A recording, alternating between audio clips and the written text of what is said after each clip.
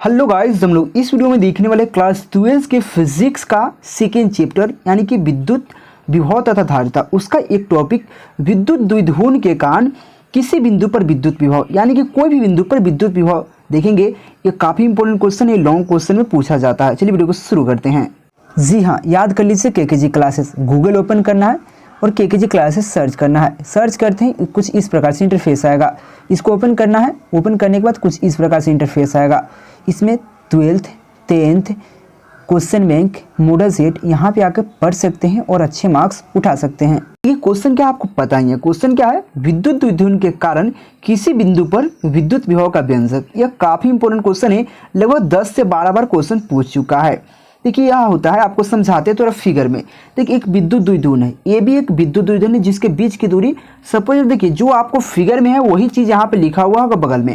देखिए ये भी एक विद्युत द्विध्रुवन है, ए और बी एक विद्युत द्विध्रुवन है, देख सकते हैं यहाँ पे, जिसके बीच की दूरी क्या है 2a है। 2a है यानी कि अगर कोई विद्युत द्विध्रुवन है, अगर लाठी है उसकी लंबाई अगर 2l हो चाहे 2a हो, उसको हाफ हाफ करेंगे तो a में बढ़ जाएगा कि वही उसी प्रकार से अगर कोई विद्युत द्विध्रुवन ए बी है, ए बी विद्युत द्विध्रुवन है, अगर इसके बीच की दूरी 2a है यानी कि इसके बीच की दूरी लेंथ जो है 2a है, अगर हम इसको बीच में से काट दें और चाहे बीच में से बिंदु दो कर दे तो यहाँ पे ए हो जाएगा, यहाँ पे हो जाएगा। उसी प्रकार से ये भी क्या है, विद्युत द्विध्रुवन है, ए और बी है, देख सकते हैं, जिसके बीच का लेंथ 2a होगा, इसके लिए एक के लिए ए और दूसरे के लिए ए यानी कि हाफ हाफ है ओ तक। उसके बाद क्या है, किसी बिंदु यानी कि बिंदु ओ से, चाहे ए बी विद्युत द्विध्रुवन है, उसके मध्य बिंदु ओ से आर दूरी पर, देखिए आर दूरी पर एक बिंदु P स्थित है जिस पर विद्युत द्विध्रुवन की गणना करना है चाहे ज्ञात करना है, इस प्रकार से कर सकते हैं, ठीक ना।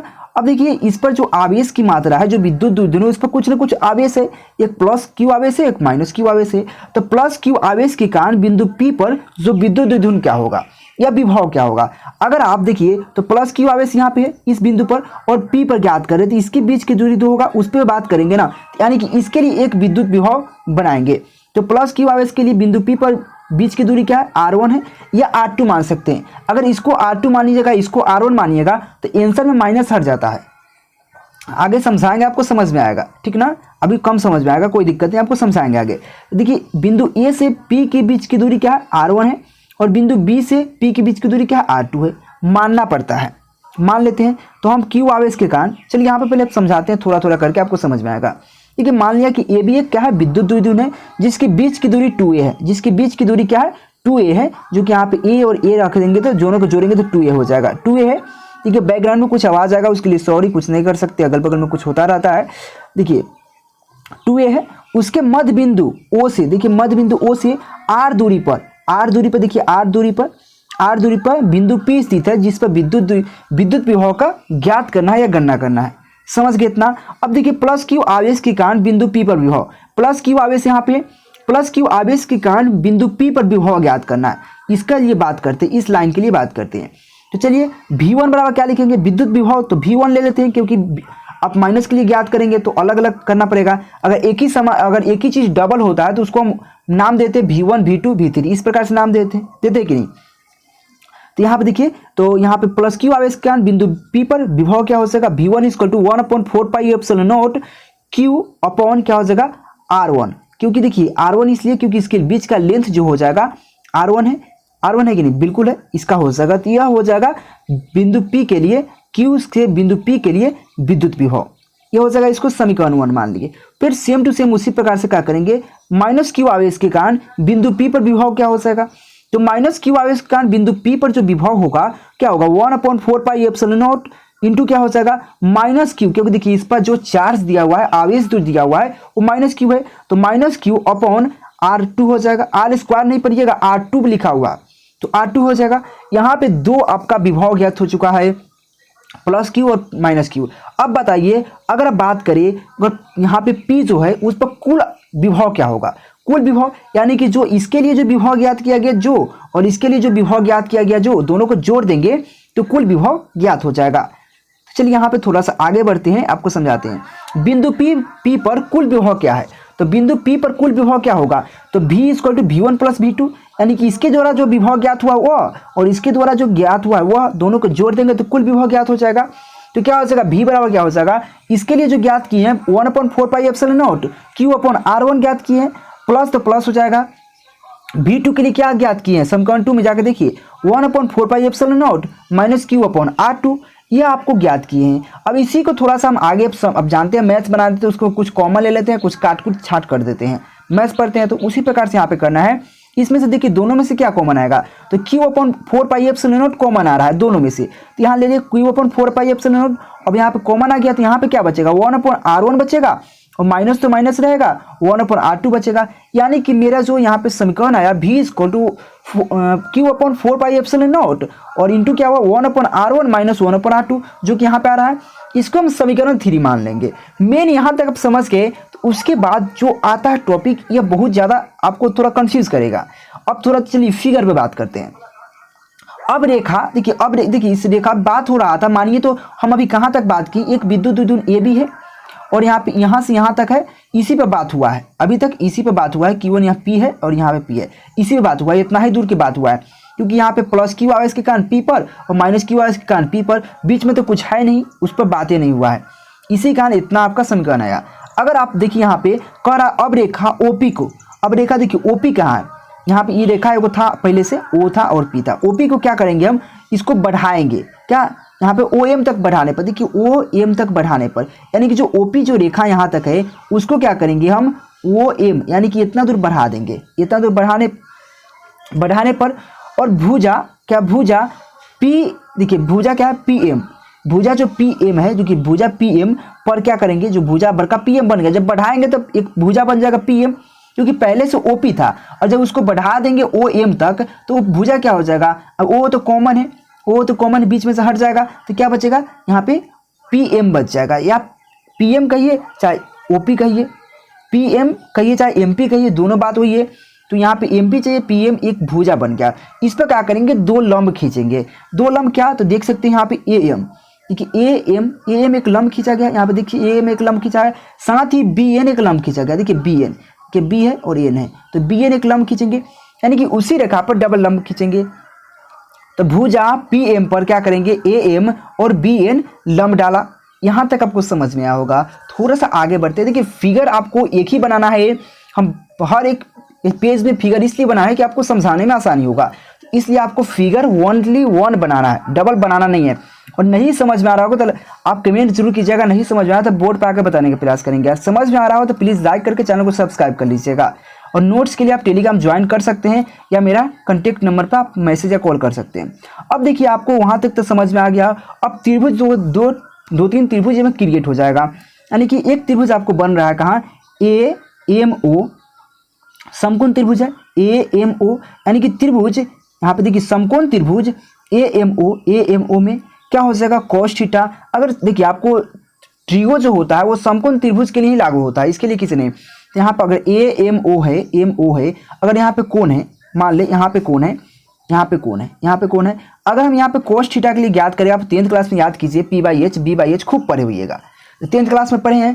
देखिए बिना मैथ्स के फिजिक्स है ही नहीं, इसलिए तो आपको देखिए अगर यहाँ पे cos थीटा ज्ञात करें तो क्या हो जाएगा, cos थीटा B/H होता है, तो इसके लिए B क्या हो जाएगा, इसके लिए इस थीटा के लिए B हो जाएगा नीचे वाला इसके साथ, और सामने वाला P हो जाएगा, तो B क्या हो जाएगा, MO हो जाएगा। तो MO अपॉन क्या हो जाएगा, AO, क्योंकि H ये हो जाएगा, BA हो जाएगा ना, AP हो जाएगा। कोण ये के लिए फिर से आपको समझाता हूँ, अगर थीटा ये है तो आपको PA हो जाएगा, BA हो जाएगा और HA हो जाएगा। अगर cos थीटा ज्ञात करें इसके लिए, cos थीटा क्या हो जाएगा, B/H, तो B का वैल्यू क्या होगा, M होगा, O होगा, A है ना, तो क्या हो जाएगा, B का वैल्यू क्या होगा, MO हो जाएगा, तो MO लिख देंगे, अपॉन क्या हो जाएगा, H का वैल्यू क्या होगा, AO हो जाएगा, चाहे OA हो जाएगा, बस वही है। देखिए यहाँ वही बात लिखा हुआ है, MO अपॉन क्या बट्टा या अपॉन कहिए AO हो जाएगा, समझ गए। अगर देखिए आप सपोज आपको अभी यहाँ पे क्रॉस मल्टीप्लाई कर देंगे, तो cos थीटा इक्वल टू क्या है, MO अपॉन AO दिया हुआ है, इसको अपॉन ये लिख देंगे, क्रॉस मल्टीप्लाई करेंगे, केंचुआ गुना जिसको हम कहते हैं, इसको इसमें इसमें, तो 1 में MO से गुना करेंगे तो M हो जाएगा, इक्वल टू क्या हो जाएगा, AO इंटू क्या हो जाएगा, cos थीटा। यहाँ तक आपको समझ में आ गया। चूंकि आपको एक समझाते हैं, यहाँ पे फिगर से आपको दिख रहा होगा शायद यह त्रिभुज, देखिए आप समझिएगा, यह जो है और यह है, यह M है, यह A है और यह P है। देखिए इसको बात करते हैं, इस पे फिर से मैं बनाता हूँ इसको इसको इसको, शायद दोनों का लेंथ जो है बराबर है, यानी कि AP और MP का लेंथ है बराबर है। ये चूंकि फिगर से कहता है इसलिए आपको लेना पड़ेगा। तो AP यानी कि AP इसकी लेंथ और इक्वल टू क्या हो जाएगा MP यानी कि इसकी लेंथ, MP बराबर है। यहाँ तक समझ में आ गया। तो आप देखिए यहाँ पे अगर MP की बात करें तो MP को क्या लिख सकते हैं, OM और OP लिख सकते हैं, डबल लिख सकते हैं। अगर आपको 2 लाठी दिया हुआ उसको तोड़ दिया जाए और पूरा का लेंथ अगर 5 मीटर है, एक को 2 कर दिया जाए, एक को 3 कर दिया जाए, तो दोनों को जोड़ के उतना आ जाएगा। वही बात है, अगर बड़ा चूंकि यहाँ पे जो यहाँ पे लेंथ दिया हुआ है MP दिया हुआ है, MP को अगर चाहे तो हम OP यानी कि OM और OP में तोड़ देंगे, 2 लेंथ में तोड़ देंगे। तो वही लिखा हुआ है AP बराबर दे रखा है, AP बराबर R1 दे रखा है, तो AP की जगह R1 लिख देंगे, इक्वल टू क्या हो जाएगा MP को क्या कर 2 भाग में तोड़ देंगे, एक MO हो जाएगा प्लस क्या हो जाएगा OP हो जाएगा। और MO का वैल्यू आपको दे रखा है, देखिए AO cos थीटा, तो AO cos थीटा डाल देंगे। और OP का वैल्यू देखिए यहाँ पे OP का जो वैल्यू है आपके पास ये R दे रखा है, तो R रख देंगे, यानी कि जो है मैथ्स की बात है यहाँ पे। तो R1 इक्वल टू क्या हो जाएगा, देखिए आपको एक और बात यहाँ पे AO जो दे रखा है, AO देखिए यहाँ पे AO क्या दे रखा है, A वैल्यू दे रखा है। AO का जो वैल्यू यहाँ पे लेंथ है A दे रखा है, तो A cos theta plus R, यह समीकरण मान लेंगे या छोड़ देंगे। यहाँ पर R1 का वैल्यू ज्ञात हो गया। अब R2 का वैल्यू ज्ञात करेंगे, क्योंकि जो समीकरण यहाँ पे माने हैं समीकरण 3, इसमें R1 और R2 का वैल्यू आपको ज्ञात करना है। तो R1 का वैल्यू तो आपको ज्ञात हो गया, सेम टू सेम प्रोसेस करेंगे R2 के लिए। अब इसमें त्रिभुज क्या लेंगे, यहाँ पे त्रिभुज होगा BON, त्रिभुज बन रहा है, यानी कि एक त्रिभुज इस प्रकार से बन रहा है, यानी कि देखिए आपको समझाता हूँ इस प्रकार से। यह त्रिभुज चाहे तो हम इस प्रकार से बना सकते हैं, यहाँ पे कोण है तो यहाँ पे N हो जाएगा, यहाँ पे B हो जाएगा, यहाँ पे देखिए ऊपर बीच कर देते कोई दिक्कत नहीं है, B हो जाएगा और यहाँ पे क्या हो जाएगा O हो जाएगा, और O के पास कोण बन रहा है, तो यह B हो जाएगा, यह P हो जाएगा, यह हो जाएगा। तो यहाँ पे cos थीटा की बात करें तो क्या हो जाएगा NO अपॉन क्या हो जाएगा, यहाँ पे BO हो जाएगा, BO। उस प्रकार से cos theta NO upon BO हो जाएगा। अब यदि इसको क्रॉस मल्टीप्लाई करेंगे तो NO इक्वल टू क्या हो जाएगा BO cos थीटा। फिर सेम टू सेम बात करेंगे, यहाँ पे देख सकते हो आप, अगर हम चाहे देखियो यहाँ पे BP, देखिए BP इक्वल टू क्या लिख सकते हैं, इसके इक्वल टू क्या है, इसके इक्वल टू हम लिख सकते हैं NP इक्वल टू NP लिख सकते हैं। देखिए सेम टू सेम, यानी कि जो त्रिभुज ऊपर बन रहा है इस प्रकार से P हो जाएगा, B हो जाएगा और N हो जाएगा, यानी कि इसकी लेंथ और इसकी लेंथ बराबर होता है चित्र से। यह चित्र से बगल में लिख सकते हैं, चित्र से कहता है। अगर देखिए यहाँ पे NP है, NP को हम क्या लिख सकते हैं, NP को अगर चाहे तो हम MP, देखिए समझिएगा NP को क्या लिख सकते हैं, NP को हम आराम से लिख सकते हैं। देखिए NP जो है, NP को हम 2 भाग में बांट सकते हैं। NP को 2 भाग में कैसे बांट सकते हैं, एक OP यानी कि OP माइनस कर देंगे, OP माइनस क्या हो जाएगा NO कर देंगे, N चाहे ON कर देंगे। क्योंकि देखिए अगर आपको कोई बड़ा यहाँ पे छोटा सा के दिया है, यहाँ पे छोटा सा के और बड़ा चूंकि यहाँ पे दिया हुआ है, तो अब बड़ा में से अगर छोटा घटा देंगे तो जो बचेगा वो घटेगा। देखिए यहाँ पे फिर से आपको समझ में कम आ रहा होगा, हमको पता है कि आप मैथ्स में तो पढ़े हुए नहीं होइएगा, तो समझ में कैसे आएगा। आपको 5 क्लास का मैथ्स है यार। देखो अगर बाई चांस या कोई बड़ा चूंकि लाठी दिया हुआ है, उसमें से छोटा सा लाठी यहाँ पे काटना है, चाहे छोटा सा काठी लंबाई दिया हुआ है, और 12 में से क्या करना है, छोटका को हटा देना है। तो 12 माइनस छोटका कर देंगे, 12 माइनस छोटका, तो बड़ा क्या है OP है ना, OP बार का है। देखिए यहाँ पे देखिए OP बार का है, तो OP लिखेंगे, माइनस क्या लिखेंगे ON लिखेंगे, ON, तो यहाँ पे NP नहीं ज्ञात हो जाएगा। तो वही बार उसी प्रकार से NP बराबर क्या हो जाएगा, NP की जगह हम क्या लिख सकते हैं OP माइनस ON, इतना लिख सकते हैं। और देखिए आपको BP का वैल्यू दे रखा है, BP का वैल्यू R2 दे रखा है, तो BP के वैल्यू हम R2 रख देंगे। देखिए यहाँ तो यह समझ के आ गया, तो R2 तो R2 रहेगा। आपको पता है OP का वैल्यू क्या है, OP का वैल्यू क्या है, तो R दे रखा है, देखिए यहाँ पे R दे रखा है। उसके बाद माइनस, और इसका वैल्यू क्या दे रखा है ON का वैल्यू क्या है, ON का वैल्यू क्या है, तो ON का वैल्यू देखिए यहाँ पे ON का वैल्यू दे रखा है, तो ON का वैल्यू क्या होगा BO cos थीटा। देखिए इसको आपको समझने के लिए कम से कम 5 से 6 बार आपको कॉपी पर नोट डाउन करना होगा, तभी आपको समझ में आएगा। लेकिन ये काफ़ी इंपॉर्टेंट क्वेश्चन है। इतना हो गया, सेम टू सेम उतार देंगे R2 equal to R1 minus, देखिए BO का वैल्यू दे रखा होगा, B और O, BO का लेंथ क्या है ये दे रखा है, तो ये cos थीटा हो जाएगा। आपको आपका वैल्यू हो गया, R1 का वैल्यू आ चुका है और R2 का वैल्यू आ चुका है। अब क्या करना है, समीकरण 3 में इसको पुट कर देना है। देखिए समीकरण 3 में R1 और R2 का मान रखने पर, स्टेप बाय स्टेप कीजिएगा तभी समझ में आएगा, नहीं तो नहीं समझ में आएगा। और इसके बीच चैनल को सब्सक्राइब करके बेल आइकन दबा लीजिए और टेलीग्राम ज्वाइन कर लीजिए आप, ठीक है ना। समीकरण 3 में जो समीकरण 3 था v इक्वल टू क्या था, वो Q/4πε0 1/r1 माइनस 1/r2 था। यह आपका था, जाकर चेक कर सकते हैं, यह आपको हम बता ही देते हैं, क्यों आप टेंशन लीजिएगा। देखिए यहाँ पे सेम टू सेम यह समीकरण 3 था, इसमें क्या है r1 का और r2 का वैल्यू डाल देना है। चलिए यहाँ पे रखते हैं और r1 r2 का वैल्यू आपको पता हो गया। देखिए v बराबर क्या हो जाएगा, Q/4πε0 1/r1 का वैल्यू क्या है r plus a cos theta, minus तो माइनस ही था, और 1/r minus a cos theta, यह r2 का वैल्यू है, यह r1 का वैल्यू है, यहाँ पर रखती है। उसके बाद आपको पता है भीम का जोड़ा घटाव तो आप बचपन से ही सीखते हैं, उसी प्रकार से यहाँ पे कर देना है। यहाँ तक आपको कोई दिक्कत नहीं होगा, भीम के जोड़ घटाव करना है, ठीक है। फिर भी आपको बताते हैं, इसका लॉसा लेंगे तो क्या हो जाएगा, अगर आपको सपोज a माइनस बी और यहाँ पे दिया जाए a प्लस बी और इसका भीम का जोड़ करना, तो इसका क्या हो जाएगा, इसका गुना कीजिएगा तो a माइनस बी और a प्लस बी क्या हो जाएगा इंटू a प्लस बी। एक सूत्र होता है a square minus b square, उसी प्रकार से यह इसका और इसका जब लॉसा लेंगे तो हमारे पास आ जाएगा, क्या हो जाएगा r plus a cos theta into r minus a cos theta, और जब उसको फार्मूला पर तोड़ेंगे तो r square minus a square या cos a square cos square theta आ जाएगा। यह आपको आ जाएगा, यह फार्मूला होता है बेसिकली, ये आपको 5 क्लास में ही पढ़ना है, 5 से 8 क्लास के बीच में पढ़ना है, ठीक है। तो इतना हो जाएगा इसका लॉसा लेंगे तो। उसका देखिए जैसे यहाँ पे इतना लॉसा लेंगे तो आपको भीम का जोड़ आता है, आपको उसमें समझाने की बात नहीं है, तो यहाँ वाला यहाँ चल जाएगा, यानी कि r minus a cos theta, और माइनस तो माइनस रहेगा r plus a cos theta, यहाँ वाला यहाँ उठ के चल जाएगा। आपको समझ में नहीं, फिर से आपको समझाते हैं, आपको बच्चे की तरह, ठीक ना। 1/a दे दिया जाए माइनस 1/b दे दिया जाए, तो इसको लॉसा लेंगे तो क्या हो जाएगा, a भी हो जाएगा, a भी हो जाएगा। इसमें आपको पता है क्या किया जाता है, भाग दिया जाता है, तो a से कट जाएगा तो b हो जाएगा, माइनस क्या हो जाएगा a हो जाएगा। यानी कि जो b यहाँ था तो उठ के यहाँ चला आया, और a यहाँ था तो उठ के यहाँ चला गया। उसी प्रकार से देखिए यहाँ पे अगर मान गए b यहाँ आता है, उठ के यहाँ पे चला जाएगा, देखिए यहाँ पे आया, माइनस तो माइनस ही रहेगा, a यहाँ पे है, a यहाँ पे उठ के यहाँ आ गया, यानी कि यहाँ आ गया, और यहाँ पे लॉसा तो है ही। आपको अब समझ में आ गया ना, यहाँ तक समझ में आ गया। अब क्या करेंगे, इसको जोड़ घटाव गुना भाग कर देना है, तो इसका क्या करेंगे आप r minus a cos theta, और माइनस तो माइनस ही रहेगा, प्लस माइनस माइनस हो जाएगा तो माइनस r, और यहाँ पे प्लस माइनस माइनस हो जाएगा, देखिए यहाँ पे माइनस, तो माइनस a cos थीटा। देखिए यहाँ पे माइनस a cos थीटा और माइनस a cos थीटा, तो 2a cos थीटा हो जाएगा, माइनस 2a cos थीटा हो जाएगा।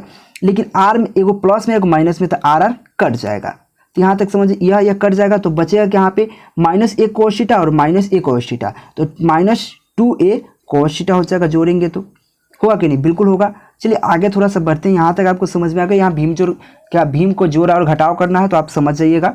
और देखिए यहाँ पे उसी प्रकार से किया होगा, b बराबर क्या हो Q/4πε, यह तो आपको एजिट रहेगा, कोई इसमें बदलाव नहीं होने वाला है। यहाँ पे देखिए minus 2a cos theta upon r square minus a square cos square theta. यहाँ तक आपको समझ में आ गया। यहाँ पे थोड़ा सा आपको समझना पड़ेगा, यह सब कुछ लिया जाता है। यहाँ पे जो हो जाता है r very very greater than a, यानी कि जो a का जो वैल्यू यहाँ पे है बहुत छोटा है, यानी कि नगण्य के बराबर, यानी कि जीरो मान सकते हैं। यानी कि जो यहाँ पे जो a का जो वैल्यू आता है वो इतना छोटा आता है, इतना छोटा, बेसिकली जीरो है नहीं लेकिन जीरो के बराबर है। आपका ये जीरो भी है नहीं, जीरो के बराबर है, यानी कि इतना छोटा है, यानी कि उसको हम जीरो मान सकते हैं, उसको हम जीरो मान सकते हैं। लेकिन जीरो बेसिकली होता है नहीं, फिर भी हम जीरो मान लेते हैं, यानी कि बहुत छोटा होता है r से a, ठीक है ना। तो a का वैल्यू जब यहाँ पे जीरो रखेंगे, a का वैल्यू जीरो, तो उसके साथ कितना हो कुछ भी रहे, यानी कि जो अगर a से किसी में गुना कर रहे हैं ना तो उसका खानदान जीरो हो जाएगा, यानी उसमें कितना हो गुना करके रखिएगा ना वो सब जीरो हो जाएगा। यानी कि जैसे a का वैल्यू जीरो हुआ, उसके साथ जितना भाई बहन सटल सुटल है सब जीरो, खत्म, तो वह जीरो हो जाएगा। तो यहाँ तक समझ में आ गया। तो b इक्वल टू क्या हो जाएगा, अब देखिए यहाँ तक आप समझ में आ गया। देखिए यहाँ पे q बार बार था, यहाँ पे q को क्या किए हम, तो क्यू को कुछ नहीं किए जी, यहाँ पे गुना में था, अगर 2 गुने 3 कर दिए या 3 गुने 2 कर दिए तो क्या फ़र्क पड़ा, कुछ नहीं। या a गुने b कर दिए या b गुने a कर दिए तो क्या कुछ फ़र्क पड़ा, कुछ नहीं फ़र्क पड़ा। उसी प्रकार से यहाँ पे q को इधर गुना कर दिए तो 1/4πε0, और इसका इंटू क्या हो जाएगा, माइनस तो माइनस रहेगा 2a, और यहाँ पे q को यहाँ पे रख दिए तो q इंटू cos थीटा। यहाँ तक समझ में आ गया। और देखिए इसका तो वैल्यू जीरो हो गया, तो जीरो तो गया काम से, तो अपॉन क्या होगा r स्क्वायर।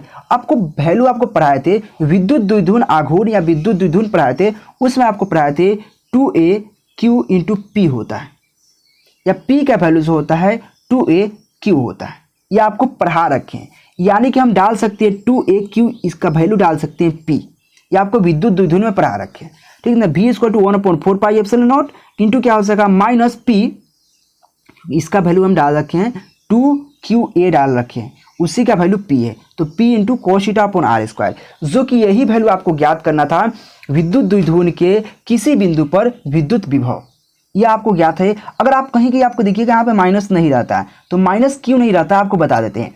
अगर आप वैल्यू जब यहाँ पे देखिए फिगर मानना है, फिगर में कोई बना कर नहीं देता, फिगर मानना है, अगर यहाँ पे R2 मानते हैं, यहाँ पे R1 मानते, तो वहाँ पे माइनस नहीं आता। तो यह मानने पर डिपेंड करता है कि हम R2 यहाँ ले रहे हैं क्या R1 यहाँ ले रहे हैं, ठीक ना, तो वह माइनस नहीं आएगा। जब उल्टा मानिएगा, यहाँ पे देखिए यहाँ R1 यहाँ R2 मानिएगा तो वहाँ पे माइनस में आएगा आंसर, अगर यहाँ पे R2 मानिएगा यहाँ पे R1 मानिएगा तो वहाँ पे प्लस में आएगा आंसर। वह माइनस प्लस से कोई डिपेंड नहीं करता, उस पर कोई फर्क नहीं पड़ता। फिर भी आपको समझ में आएगा। अगर आपको नहीं समझ में आता तो आपको बताता हूँ ट्रिक। सबसे पहले वीडियो देख लीजिए और नोट डाउन कर लीजिए। अगर आपको नोट डाउन नहीं करना, PDF लेना है, तो इस नंबर पर कॉन्टेक्ट करके आप ले सकते हैं और टेलीग्राम ज्वाइन कर सकते हैं।